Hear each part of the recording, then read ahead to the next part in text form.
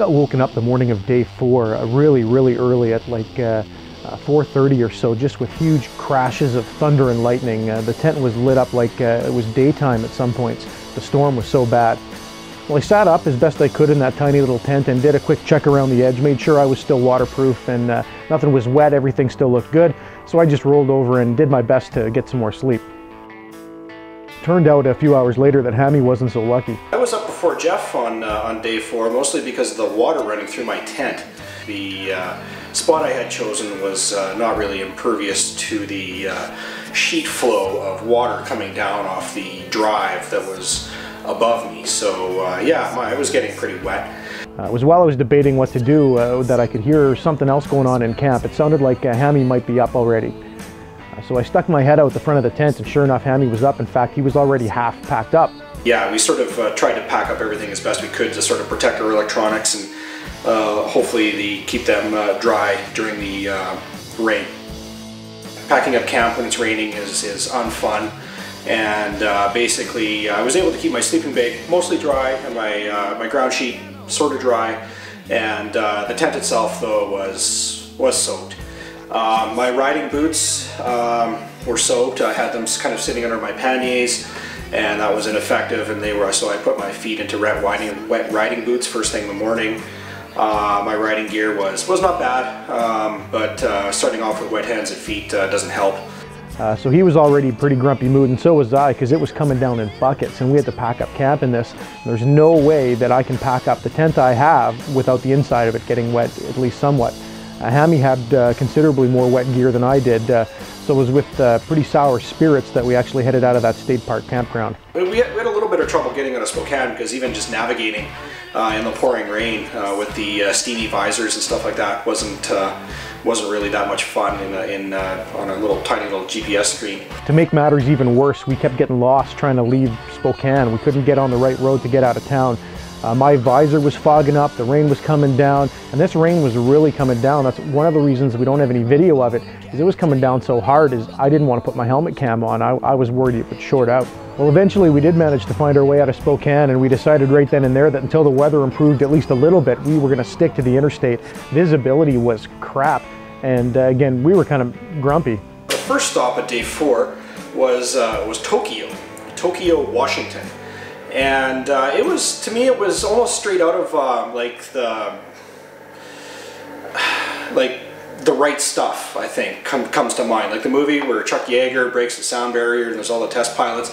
It's like desert savanna and sagebrush, and then there's just this gas station in the middle of nowhere. And if you imagine it, instead of a gas station, kind of a dingy bar, well, there you go, The Right Stuff. Anyway, so we stopped in Tokyo, and we had breakfast. I had biscuits and gravy, of course, nothing better. Here we are in Tokyo, Washington, for breakfast. Just rode out of the rain and into the dry. Tsunami time. Yeah. But we got a nice breakfast now, and here in Tokyo, Washington at Tempin's Cafe, it's called. Yeah. Here's to chasing away Godzilla.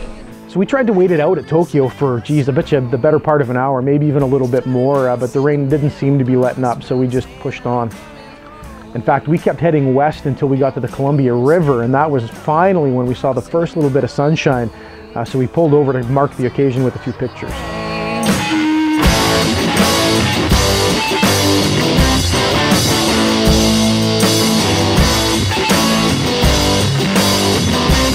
Well, you know what's amazing what a little bit of sunshine will do to your outlook, because after we crossed the mighty Columbia, it was smooth sailing again. We were back in the groove and having a good time riding our bikes, just pushing on to Anacortes. Another one of those place names, I don't know if we're pronouncing it right, Anacortes or Anacortes, I'm not quite sure. I'm sure we didn't pronounce it the same way twice. So rather than go on I-90 straight into Seattle and then pick up I-5 north to Burlington, what we did is we took a secondary highway, kind of cut the corner, and bypassed Seattle and kind of just went north through this kind of parkland area. And it was actually quite scenic with twisty roads, and there was a lot of bikes out and stuff like that. So that was really our first relaxing ride of the day, other than the kind of high stress interstate ride. And so that was nice. And then finally we angled back up towards the I-5 there and picked up the interstate north. And it was it's 3 lanes each way of interstate and fairly busy, but we put the pedal to the metal, so to speak, and made tracks towards Burlington, where we stopped and had lunch at a Jack in the Box for the first time I'd ever eaten at a Jack in the Box. So that was kind of fun. And again, now that we were back in the swing of things, the time just kind of melted away. Before we knew it, it was pretty much supper time, and we were rolling into Anacortes.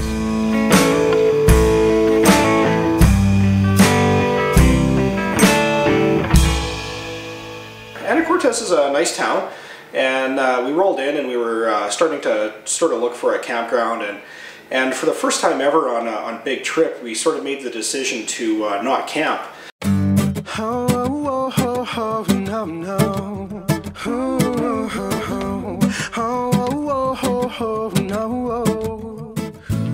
Now, even though the weather in Anacortes was actually pretty good, it was sunny and clear, we decided pretty much as soon as we rolled in that we had so much crap to dry that screw it, we were going to pull the trigger and commit a first for any big trip and get a hotel room.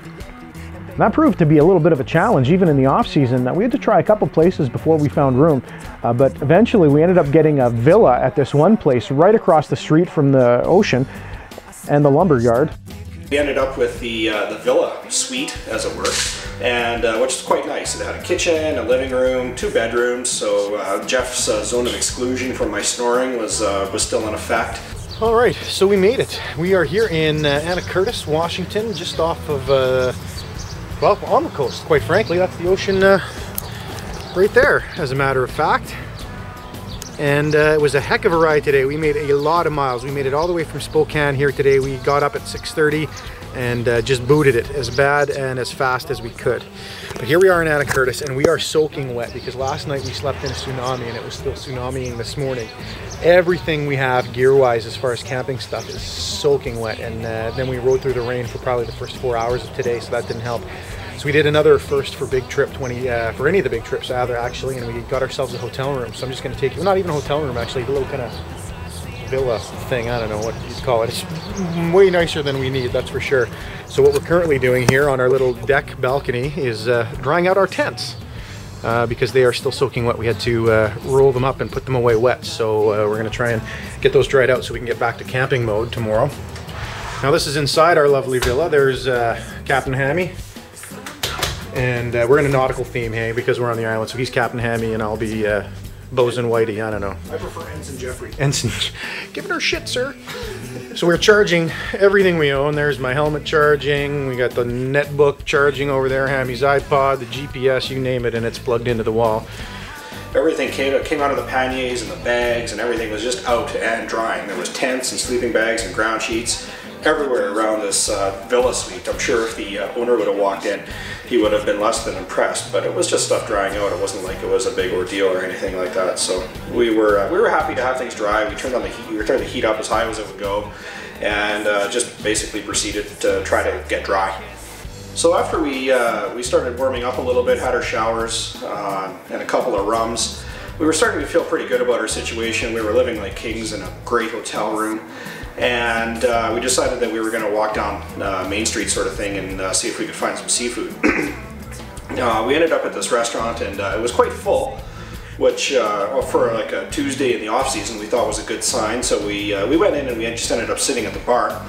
And we had some local beers and plates of fresh seafood steamers, which was pretty good. There was mussels and all sorts of stuff in there, so scallops comes to mind.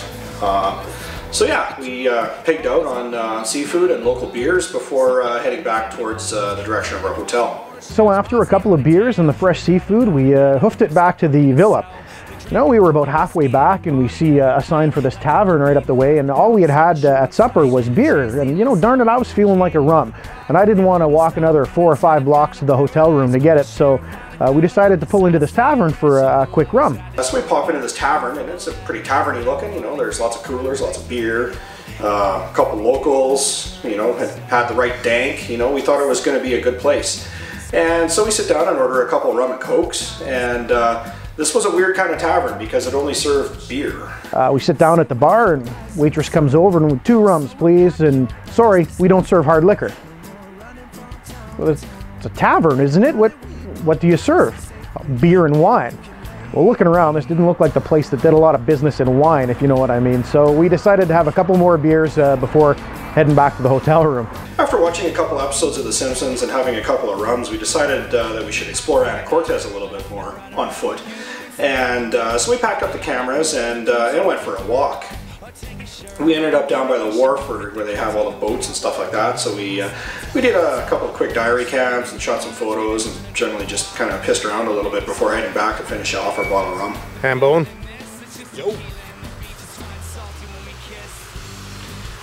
Looking good. That's us in Anacortes today. We had mussels, scallops, and clams for supper, and a couple of rums for dessert, and now we're just taking pictures.